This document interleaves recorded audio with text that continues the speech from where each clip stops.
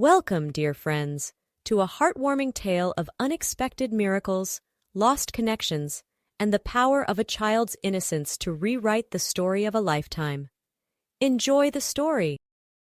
The beeping of medical equipment filled the air of the luxurious private suite at Mercy General Hospital.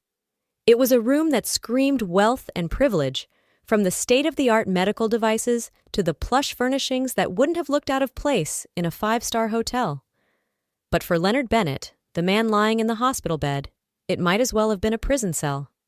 Leonard, once a titan of industry with a fortune Forbes estimated at $2.3 billion, now found himself facing an enemy that all his money couldn't defeat: terminal cancer. At 68, he should have been enjoying his golden years. Instead, he was watching the sand in his hourglass run out, one painful day at a time. As he stared out of the window at the bustling New York skyline, Leonard couldn't help but feel a bitter irony. He had spent his entire life accumulating wealth, power, and prestige. Now, as he neared the end, he realized it was all meaningless. What good was a fortune when there was no one to leave it to? "Mr. Bennett?" A cheerful voice broke through his gloomy reverie. "It's time for your meds." Natalie, the ever-bubbly nurse assigned to his care, breezed into the room pushing a medical cart. Her smile was as bright as her colorful scrubs, a stark contrast to the somber mood that permeated the room. "How are we feeling today?" she chirped, preparing his medication. Leonard sighed heavily. "How do you think, Natalie? I'm dying. It's not exactly a walk in the park." Natalie's smile dimmed slightly, but she pressed on. "Now, Mr. Bennett, that kind of attitude won't do you any good. The doctors say you're responding well to the treatment. There's always hope." "Hope?" Leonard scoffed. "What's the point of hope when you have no one to hope for? When I'm gone, my entire fortune will go to distant relatives who couldn't care less about me. Everything I've worked for. It's all for nothing." As Natalie administered his medication, Leonard's mind drifted back to a time when his life had been full of hope and love. A time before tragedy struck and tore his world apart. 25 years earlier, life had been perfect for Leonard Bennett. He was a rising star in the tech industry, with a beautiful wife, Emily, and an adorable 6-year-old daughter, Julia. They were the picture-perfect American family, living the dream in their suburban New York home. That fateful summer day had started like any other. The Bennetts were returning from a weekend at their lake house, taking the train back to the city. Julia, her blonde pigtails bouncing with excitement, had begged to sit by the window. "Look, Daddy," she exclaimed, pointing at the passing scenery. "Cows!" Leonard chuckled, ruffling his daughter's hair. "That's right, sweetheart. Good eye." Emily leaned her head on Leonard's shoulder, a contented smile on her face. "This was such a lovely weekend. We should do this more often." "Anything for my girls," Leonard replied, planting a kiss on his wife's forehead. As the gentle rocking of the train lulled them into a sense of peace, Leonard and Emily dozed off, their fingers intertwined. It was a moment of perfect tranquility, until it wasn't. Leonard jolted awake, disoriented. How long had he been asleep? He turned to check on Julia, but her seat was empty. "Julia?" he called out, panic rising in his throat. "Julia, where are you?" Emily stirred beside him, blinking in confusion.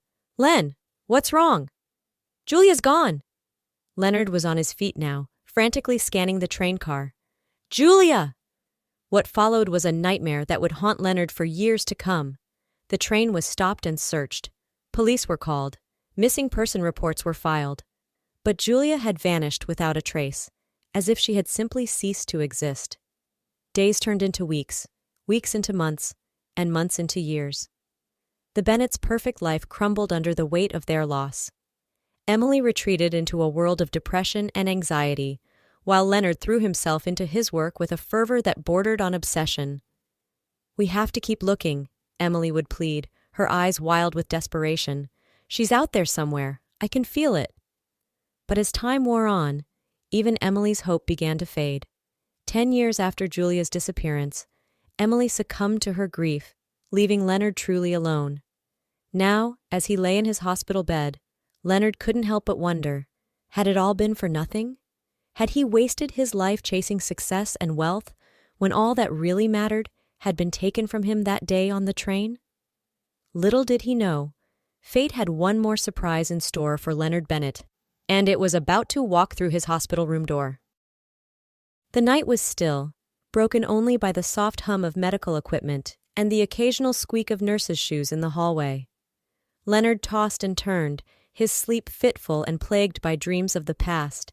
In his dream, he saw Emily, young and beautiful as the day he lost her. She was walking through a field of wildflowers, her golden hair catching the sunlight. She turned to him, a sad smile on her face, and beckoned him to follow. "Emily!" Leonard called out, his voice cracking with emotion. "Emily, wait!" But as he reached for her, she began to fade away. In her place, he saw Julia, still 6 years old, her pigtails swaying in the breeze. She was reaching out to him, her small hand outstretched. "Daddy!" she called, her voice echoing strangely. "Daddy, wake up!" Leonard's eyes snapped open, his heart racing. For a moment, he was disoriented, the dream still clinging to the edges of his consciousness. Then he realized there was a small, warm hand holding his own. He turned his head, hardly daring to breathe. There, standing by his bedside, was a little girl. For a wild, impossible moment, Leonard thought it was Julia. But no, this child was younger, perhaps 4 or 5 years old. She had the same blonde hair, though, and those same wide, innocent eyes. Who are you?" Leonard croaked, his voice hoarse from sleep. The little girl tilted her head, regarding him curiously. "I'm Helen," she said matter-of-factly. "I got lost. There are so many rooms here." Leonard's mind was reeling. Was this another dream? A hallucination brought on by his medication? He blinked hard, but the child remained, solid and real. "Helen," he said slowly, trying to gather his thoughts. "Where did you come from? Where are your parents?" Helen's lower lip trembled slightly. "I woke up and Mommy wasn't there, so I went to look for her." She held up her other hand, clutching a fistful of colorful markers. "The nice nurse lady gave me these so I wouldn't cry." Leonard's heart went out to the child. He knew all too well the fear of losing a parent. "It's okay, Helen," he said gently. "We'll find your mom. But first, why don't you sit down? You look tired." As Helen clambered onto the chair next to his bed, Leonard noticed something that made his breath catch. The little girl had a pronounced limp. "Helen," he asked carefully, "what happened to your leg?" The child looked down at her feet, swinging them back and forth. "The doctor says it's forever," she said softly. "Mommy didn't let them give me the special medicine when I was a baby." Leonard felt a surge of anger at this unknown mother who had neglected her child's health, but he pushed it aside, focusing instead on comforting Helen.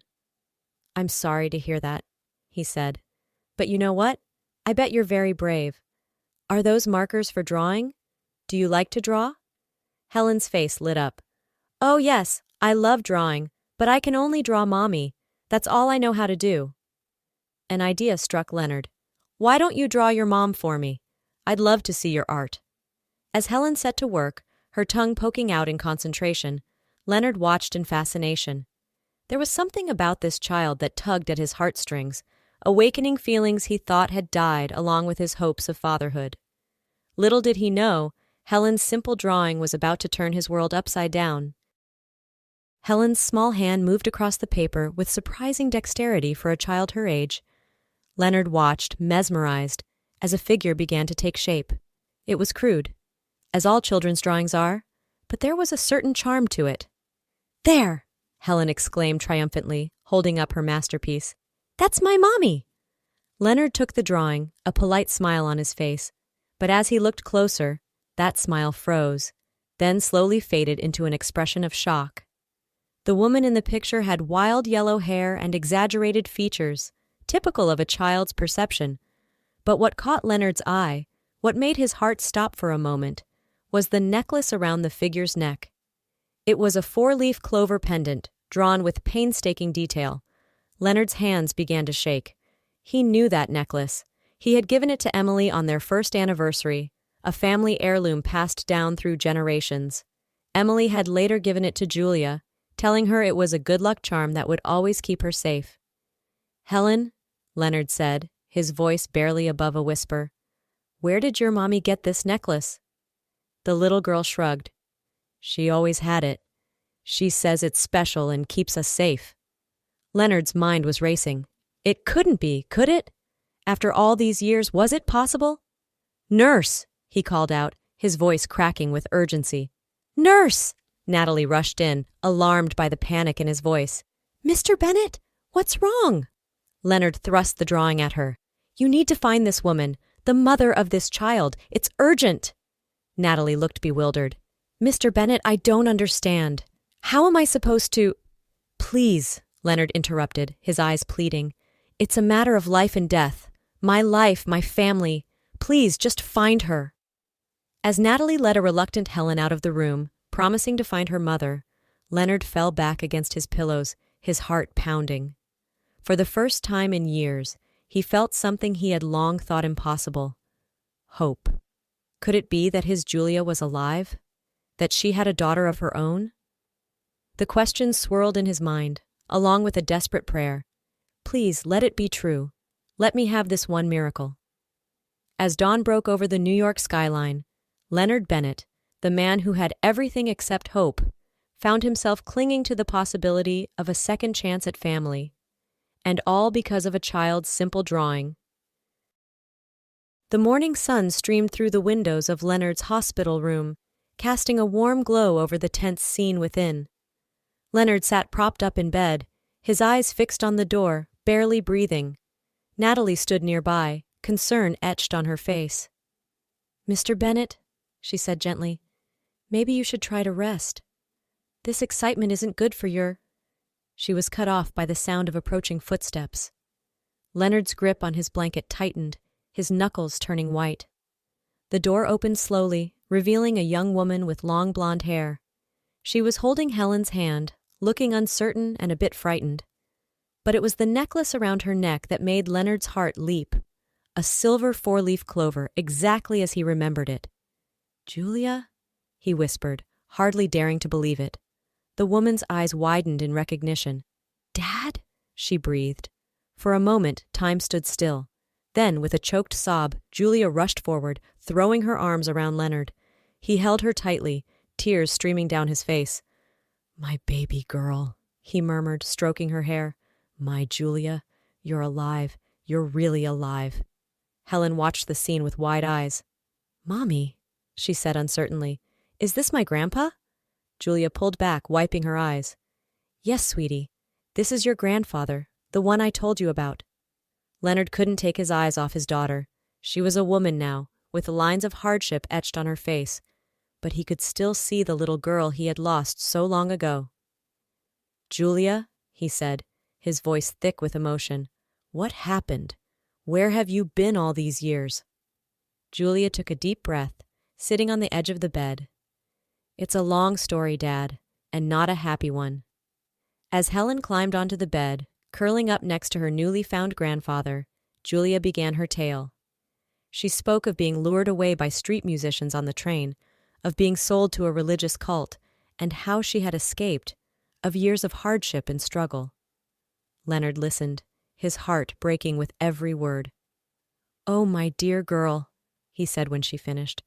"I'm so sorry. If only we had found you." Julia shook her head. "It's not your fault, Dad. I always hoped I'd find you again. That's why I kept the necklace. It was my link to you and Mom." A shadow passed over her face. "Mom, is she—" Leonard squeezed her hand. "She passed away 10 years ago, sweetheart. The grief, it was too much for her." Julia nodded, tears in her eyes. "I thought as much. I'm so sorry I couldn't get back to you sooner." As they talked, filling in the gaps of lost years, Leonard felt a warmth spreading through him. The bitterness and despair that had consumed him for so long was melting away, replaced by a fierce love and protectiveness for his newfound family. "Julia," he said suddenly, "I want you and Helen to come live with me. I have a big house, more than enough room. I want us to be a family again." Julia hesitated. "Dad, that's very generous, but we can't just—" "Please," Leonard interrupted. "I've lost so much time with you. Let me make it up. Let me be the father and grandfather I should have been all along." As Julia considered his offer, Helen piped up. Can we, Mommy? Can we live with Grandpa? He seems nice. Julia looked at her daughter, then back at her father. Slowly, a smile spread across her face. Okay, she said softly. Okay, we'll try. Leonard beamed, feeling truly happy for the first time in decades. As he hugged his daughter and granddaughter close, he silently thanked whatever twist of fate had brought them back to him. The man who had everything, who had lost everything, had been given a second chance at life and love. And this time, he wasn't going to waste it. In the weeks that followed, Mercy General Hospital witnessed a miracle. Leonard Bennett, the man who had been at death's door, began to show remarkable signs of recovery. His doctors were baffled by the sudden turnaround, but Leonard knew the reason. He had something to live for again. Every day, Julia and Helen would visit, filling his room with laughter and love. They would play board games, read stories, and simply enjoy being together. For Leonard, it was like stepping into a dream he never wanted to wake from. One afternoon, as Helen napped in a chair and Julia stepped out to take a call, Dr. Stevens came in for his daily checkup.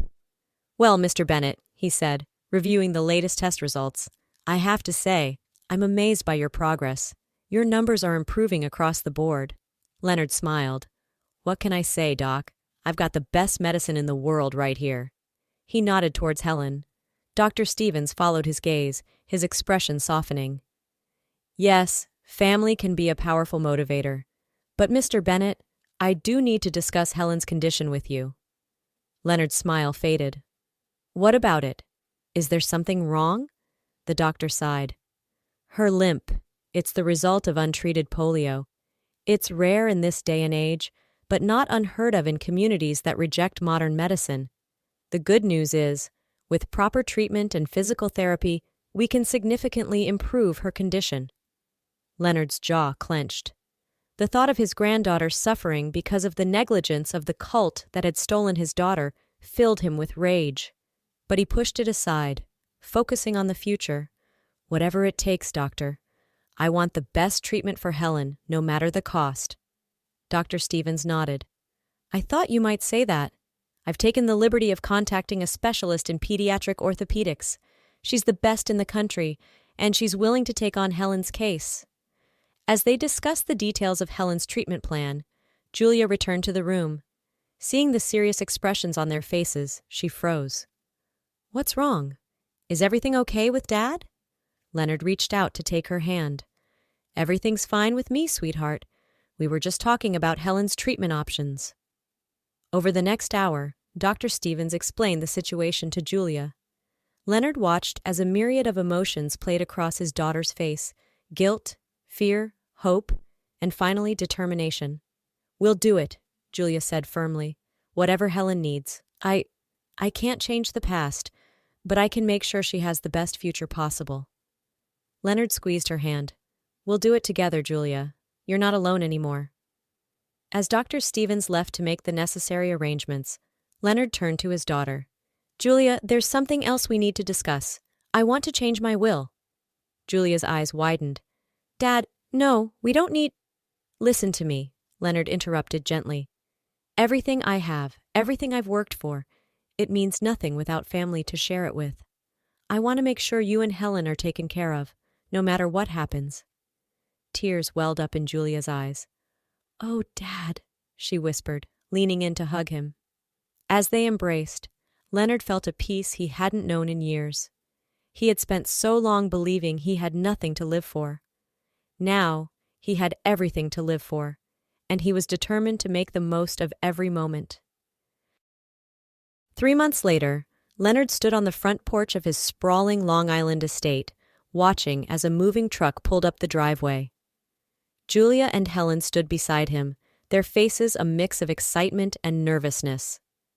"Welcome home," Leonard said softly, putting an arm around each of them. As they walked into the house, Helen's eyes grew wide with wonder. "It's like a castle, Grandpa," she exclaimed, her limp less pronounced thanks to the intensive physical therapy she'd been undergoing. Leonard chuckled. "Well, Princess, every castle needs a queen. Why don't you go pick out your room?" As Helen scampered off, Julia hanging back to keep an eye on her, Leonard felt a surge of joy. The house that had felt so empty for so long was finally filled with the sounds of family again. Over the next few weeks, they settled into a new routine. Leonard worked from home, dividing his time between managing his business empire and spending time with his newfound family. Julia, with Leonard's encouragement, enrolled in online classes to finish the education that had been interrupted by her kidnapping.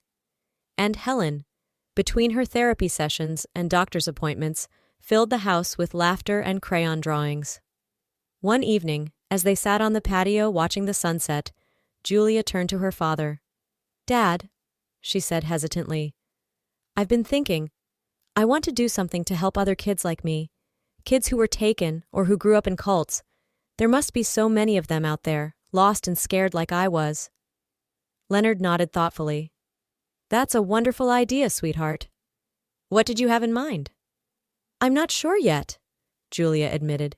"Maybe some kind of foundation to provide support, education, therapy, all the things I wish I'd had when I first escaped." "I think that's brilliant," Leonard said, his chest swelling with pride. "And I have just the resources to help you get started." As they discussed the possibilities, Helen came running up, waving a piece of paper. "Look, Mommy! Grandpa! I drew our family!" Leonard took the drawing, his heart melting at the sight of 3 stick figures, one tall, one medium, and one small, all holding hands under a bright yellow sun. At the bottom, in wobbly letters, Helen had written, "My family." "It's beautiful, sweetheart," Leonard said, blinking back tears. "Absolutely beautiful." As the stars began to twinkle in the darkening sky, Leonard Bennett looked at his daughter and granddaughter and felt a profound sense of gratitude. He had been given a second chance at life, at family, at love, and he vowed to himself that he would make the most of every single moment. The man who once had everything except hope now had something far more valuable, a family to love, and a future filled with promise.